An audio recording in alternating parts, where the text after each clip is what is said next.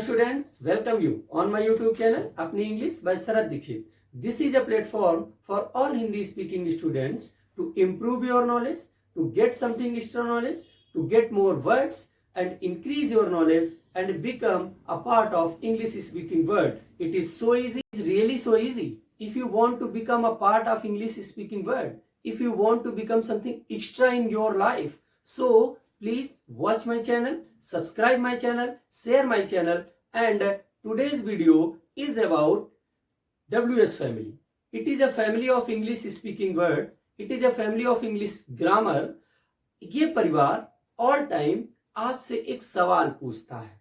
जब भी कभी आप कोई क्वेश्चन में फंसेंगे, जब भी कभी कोई चीज इंग्लिश में आपसे पूछी जाए, तो वो सभी WH फैमिली से बिलोंग करेंगे. और आज हम लेके आए हैं WH फैमिली के ढेर सारे वर्ड्स. कैसे कैसे WH फैमिली के वर्ड्स का यूज होता है, WH फैमिली में कौन कौन से वर्ड्स आते हैं, उनके क्या क्या हिंदी में मीनिंग होते हैं और वो किन सिचुएशंस में यूज होते हैं, ये सभी डाउट आज आपको इस वीडियो देखने के बाद क्लियर हो जाएंगे. सो please watch this video till the end. Never skip any point, any minute. कुछ भी आप स्किप बिल्कुल मत करें, लास्ट तक देखें और सारे अपने डाउट्स को WH फैमिली के क्या क्या मेंबर्स हैं, उनके परिवार में कितने सदस्य हैं, सारी जानकारियां आज आपको इस वीडियो में मिलने वाली हैं. Let's start video. WH family का काम है सवालों को क्रिएट करना, क्वेश्चंस को फ्रेम करना और किसी से कुछ पूछना. देखिए, प्रश्न या सवाल पूछने को हम WH फैमिली से ही पॉसिबल बना पाते हैं.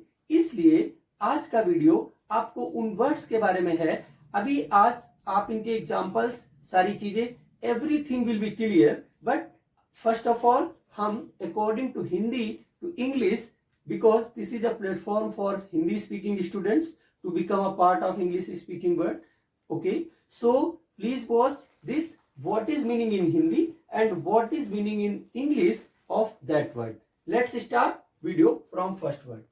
As everybody knows, simply क्या. जब आप सवाल पूछते हैं क्या, तो उसकी इंग्लिश क्या होती है? What.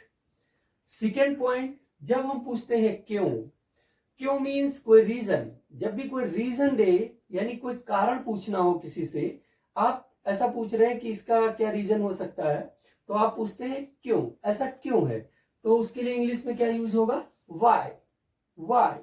ओके, प्रोनाउंसिएशन पर भी फोकस रखना है कि आप इसको प्रोनाउंस कैसे करेंगे. अब पूछते हैं कब. कब का मीनिंग टाइम के बारे में बात करेगा. देखिए, ये रीजन के बारे में बात करता है और व्हेन जो है वो टाइम के बारे में बात करता है. कब, कब ऐसा हुआ, व्हेन इट इज हैपन, ऐसा कब हुआ. तो कब का इंग्लिश क्या हो गया? व्हेन.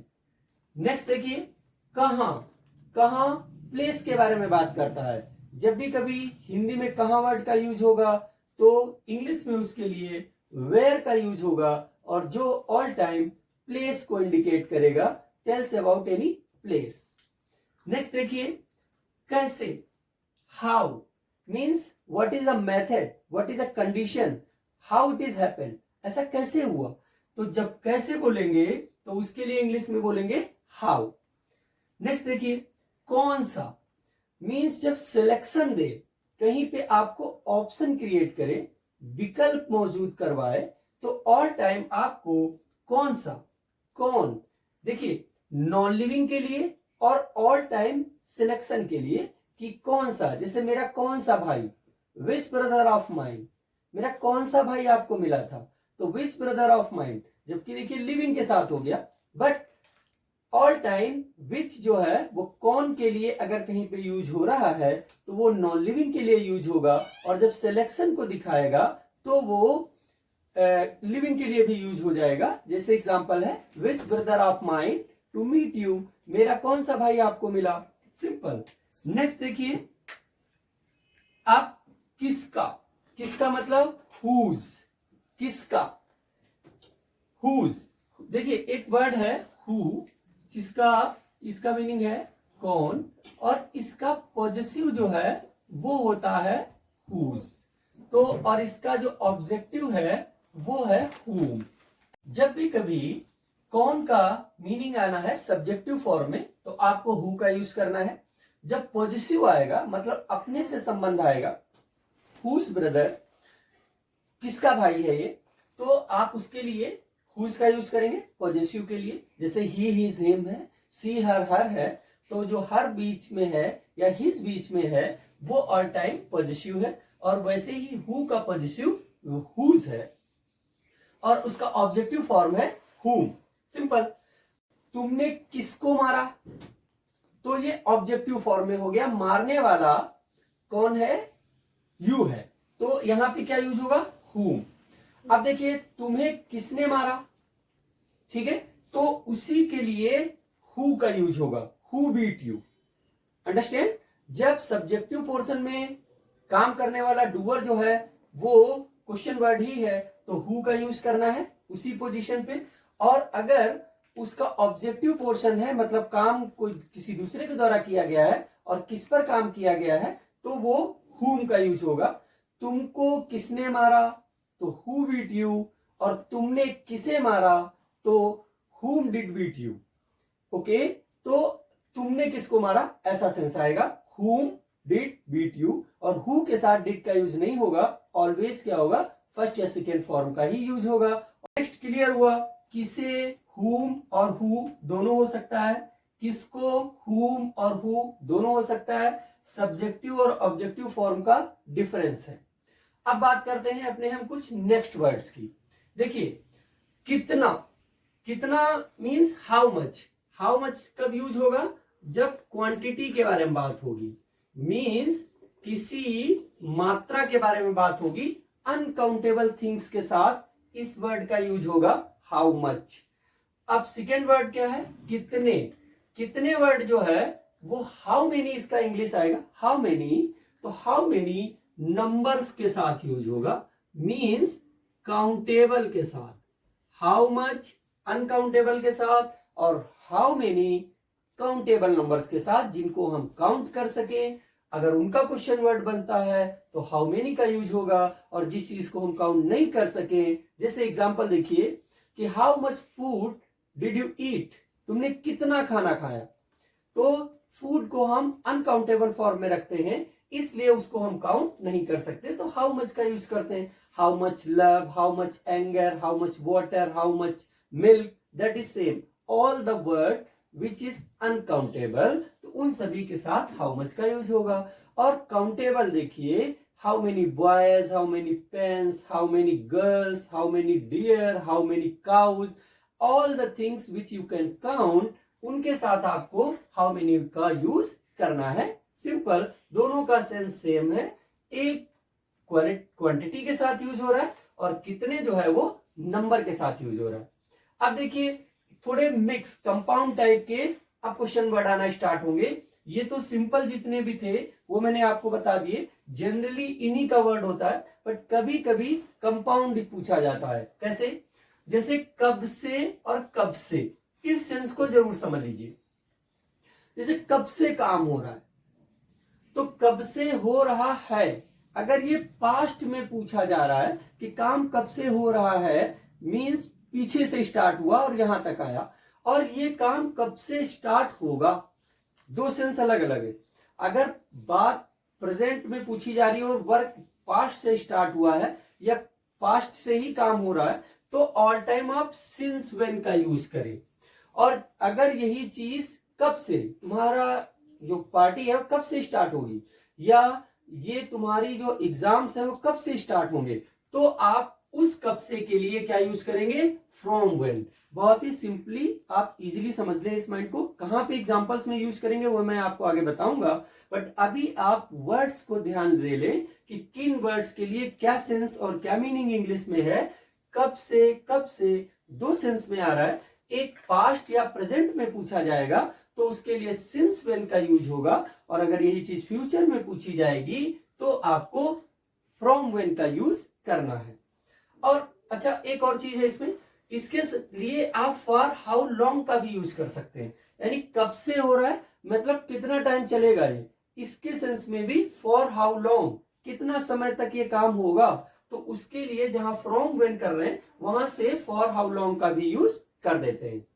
अब देखिए नेक्स्ट, कब तक होगा, यानी तुम कब तक मेरे पैसे लौटाओगे, तुम कब तक मिलोगे मुझे वहां, ऐसा कब तक करते रहोगे, शरारतें कब तक तुम्हारी लाइफ में चलती रहेंगी। इस तरीके के जो सवाल होते हैं तो उनके लिए आपको यूज करना होता है अनटिल व्हेन, मतलब एक समय और उसकी भी एक लिमिटेशन। तो उसके लिए क्या यूज वर्ड होता है, अनटिल व्हेन। नेक्स्ट देखिए, किसके साथ, विद whom, तुम किसके साथ जा रहे हो, with whom are you going, तुम किसके साथ जा रहे हो, यानी कहीं पे आपको जा रहे हैं और उस आपके फादर पूछ रहे हैं या कोई अदर पर्सन पूछ रहा है कि आप किसके साथ जा रहे हैं, तो क्या पूछेंगे, with whom are you going. Next देखिए, किसके लिए, अच्छा किसके लिए हो, यहां जैसे आए, दरवाजे पे किसी ने नॉक किया तो आप पूछते हैं किसके लिए, क्या है, किससे मिलना है, वो चीज, तो क्या बोलेंगे, फॉर whom, किस लिए आए हो, किसके लिए आए हो, फॉर whom। किसकी तरफ, तुम किसकी तरफ हो, यानी दो पार्टियों में आपस में जैसे इलेक्शन होता है, तो इलेक्शन में क्या होता है कि everybody have a dilemma, what is the choosing person, what is the right person, how can I select to this one, how can I select to this one, एक ऑप्शन होता है। तो किसकी तरफ हो तुम, तो क्या बोलेंगे उसके लिए, टुवर्ड whom, किसकी तरफ हो।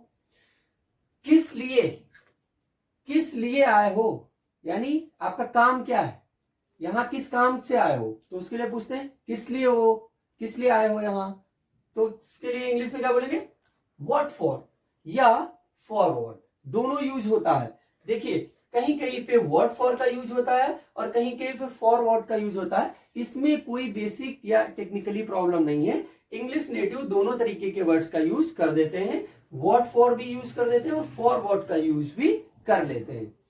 अब देखिए नेक्स्ट, जो दूसरा किस लिए है, जिसके लिए फॉर वाई का यूज मैंने किया है, फॉर वाई का यूज आपको करना है, वो क्या है, जब कोई वजह पूछी जाए, मीन्स फॉर वाई, किस कारण से आए हो, means what is your reason, not anything, मतलब वस्तु या ऐसा कोई चीज नहीं, आप किसी वजह से आए हो, कोई बात है आपके मन में जिसके लिए आप यहां आए हो, तो जब ऐसा पूछा जाने का सेंस होगा तो उसके लिए यूज होगा फॉर वाई, वजह होगा, रीजन होगा, कारण होगा, तो हमेशा क्या यूज करेंगे, फॉर वाई, किस लिए आए हो।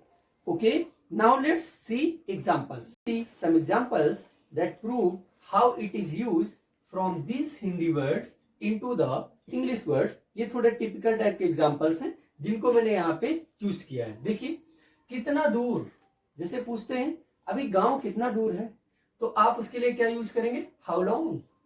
ओके, नेक्स्ट देखिए, कितना मजबूत, ये कितना मजबूत पुल है, ये कितना मजबूत घर है, तो उसके लिए क्या बोलेंगे, हाउ स्ट्रॉन्ग, हाउ स्ट्रॉन्ग। किस ऑफिस से, तुम किस ऑफिस से हो, तो क्या बोलेंगे, from which office, from which office.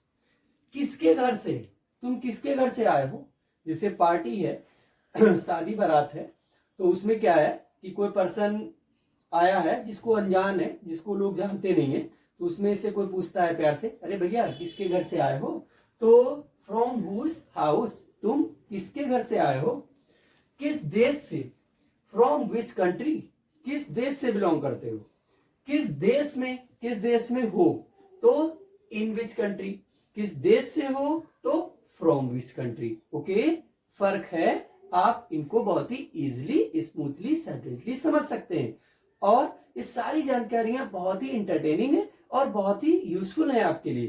Please इन सब के लिए मेरे चैनल पर एक लाइक बनता है, आप लाइक कर दें, शेयर कर दें अपने फ्रेंड्स को, और सब्सक्राइब जरूर कर लें अगर आप चैनल पर नए हैं। लेट्स सी नेक्स्ट, किस लड़के का भाई, जैसे किस लड़के के भाई का एक्सीडेंट हो गया, किस लड़के का भाई पास हो गया, तो जब ऐसे टाइप के सेंस या ऐसे टाइप की स्पीकिंग में वर्ड्स आते हैं जो ट्रांसलेशन में आते हैं, तो उनके लिए ये बहुत ही यूजफुल है। देखिए कैसे, विच बॉयज ब्रदर, किस लड़के का भाई टॉप किया है, कौन सा लड़का है वो, तो उसके लिए क्या यूज हो रहा है, विच boys selection.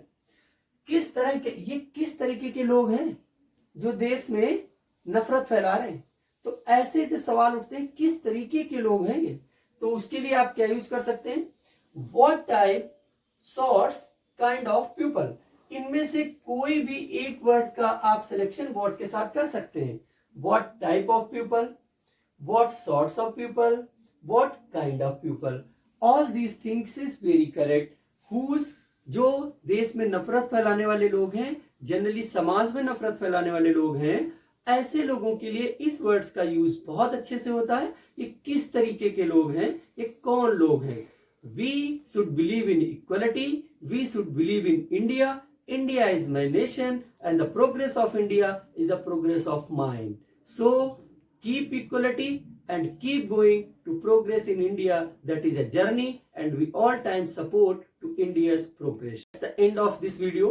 This video is very helpful for you to improve your knowledge. This is the WS Family words.